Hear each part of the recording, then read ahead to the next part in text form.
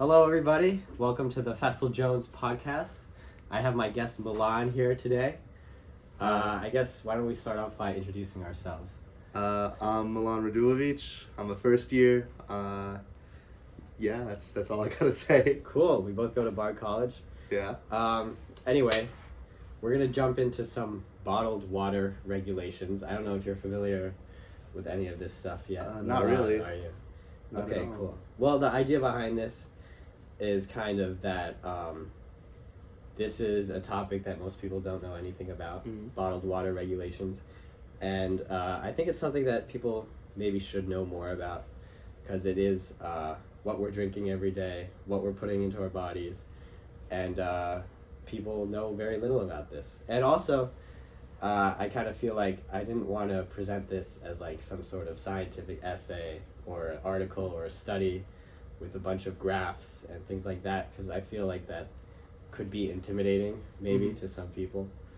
I feel like if I saw that, I just would swipe away or something because I don't really want to read it. Yeah, you don't have the time to. I don't have the time to read it. Read scientific study. Yeah, well, because I feel like most of the content I'm consuming these days is on YouTube or like scrolling through TikTok, and I see these people talking to each other, and that's how I kind of learn most of my stuff about the world.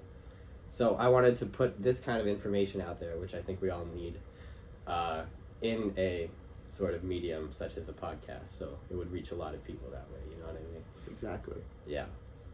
Anyway, Milan, I have some talking points for us to get through. I have some articles to show you. Perfect. You're a total blank slate, I'm right? a total blank slate. I want to learn as much as I can. Okay, cool. All right, well, first, why don't we look at the FDA regulations on the bottled water. So, I tried to keep my brain as smooth as possible and not research too much about this so that it could be like we're going over this together, you know what I mean? Exactly. But here you go. Would you be surprised to know, Milan, that there are 5 types of bottled water, each with their own regulations? Yeah, because if I drink bottled water, it's like, I don't know, Poland Spring or whatever. Yeah, Poland Springs, that's a big one, yeah. I don't really know that there's like more than that, I guess. Yeah, right? I thought bottled water was bottled water. You know? Yeah. It's the same. Anyway, turns out, well, let's take a look here. So the first one is artisan well water, which is like, what does that mean? Let's see. This is the FDA website. Anyone can look this up. It's FDA consumers / bottled water. So artisan well water is water collected from a well that taps an aquifer. And an aquifer are layers of porous rock, sand, and earth that contain water, which under pressure from surrounding upper layers of rock or clay, when tapped, the pressure releases the water. This is commonly called artisan pressure. Pushes the water above the level of the aquifer, sometimes to the surface. Wow, so that's a lot of words. That's a lot of words. So what does it seem like this is? I don't understand. It kind of just seems like it's just well water. Yeah. That they put into a bottle. Yeah, right? I don't understand. I felt like if there's like a bottled water, it's supposed to come from like a really nice place. That's like the right? Yeah. Is that the appeal of bottled water? It's like, oh, this is the clean, the nice, the the really good water. And then apparently it can come from rocks and sand. Water trapped in rocks and sand. That's really interesting. So I'm sure that's efficient. I mean, the FDA has regulations for all these kinds of water, but I was just so surprised that, water can come from here. Yeah. Layers of rock and clay. Anyway, next there's mineral water. This one I think people are more familiar. Yeah, I've heard of mineral water. Mineral water, yeah. Not quite as out there as artisan well water. This water comes from an underground source and contains at least 250 parts per million total dissolved solids. Minerals and trace elements must come from the source of the underground water. They cannot be added later. Alright, so this is, I guess, water which naturally has some sort of metals or any dissolved solids, some solid stuff dissolved in it. Yeah, I mean, I was reading something. I mean, there's a good amount of minerals to have in your water that can actually be healthy, but there are cases where there's sometimes where they collect too much of a certain mineral. Oh, really? Yeah, and then the Oh, that's water. interesting. That's what my final project is actually about. Not specifically bottled water, Uh-huh. but like metals in water and how it can actually contaminate and cause problems in health and stuff like that. Where it's not exactly as regulated as it's not entirely regulated, these materials. So, for example, my project is on manganese, and if there's too much of an exposure to that, it can cause problems in development, and like birth development and like problems with Jeez. memory and stuff like that. So manganese could be one of these dissolved solids in mineral water? Yeah, it's possible. Yeah. Wow. So I always thought mineral water was like one of the like higher end. It's like a rich kind of water, you know. It still might. It still might be, but if those are the if those are the requirements, if that's the regulations, right? then Yeah, contains 250 parts per million.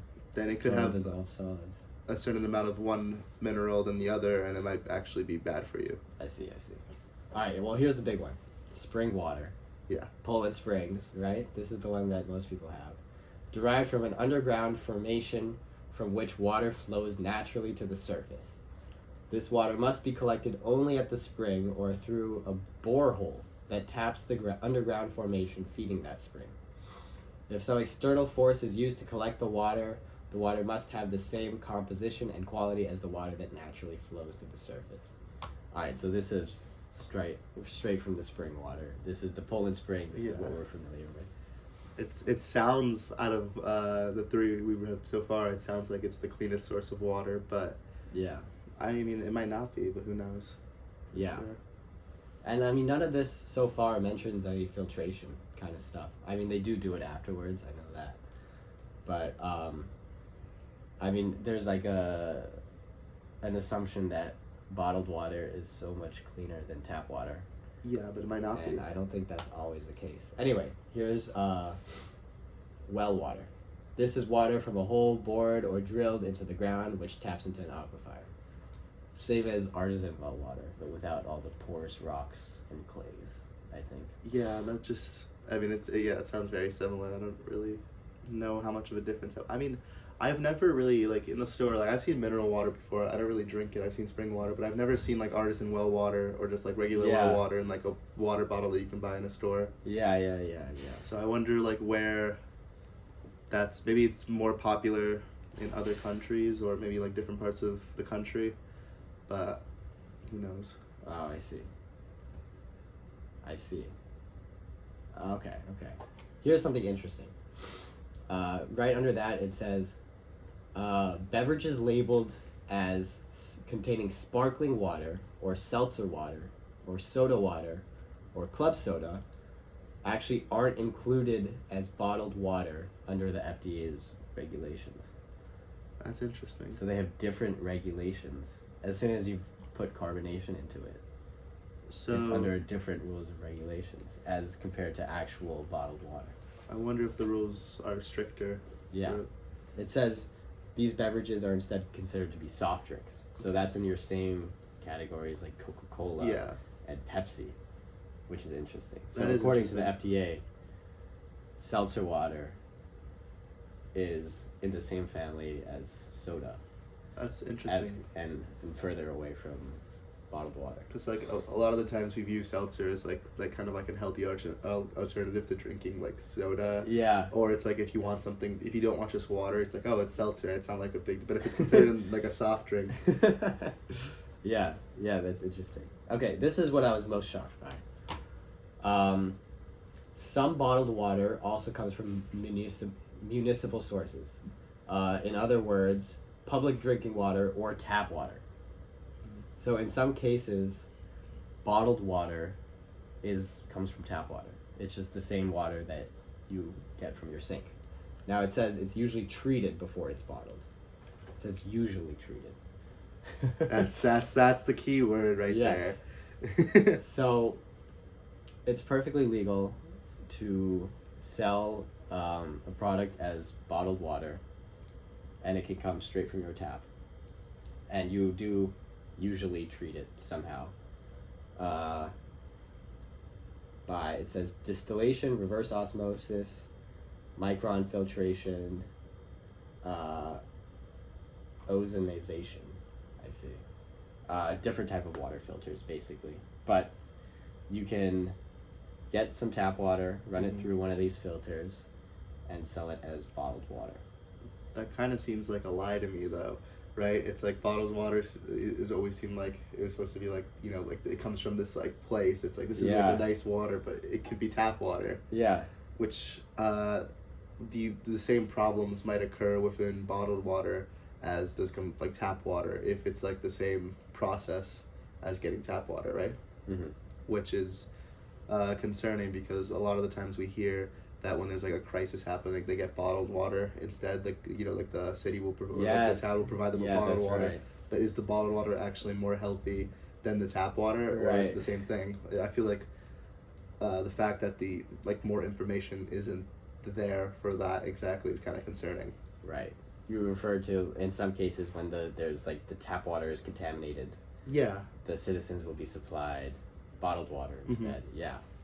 Right, and that might not actually be so much better. It's just about like information. We're not exactly sure. Right. There's no I mean, well, there is access. All this information is online. Mm-hmm. But still, most people don't know about it. I think that people just tend to trust bottled water. Yeah, I mean, contamination comes in a lot of forms. Sometimes it's unnoticeable.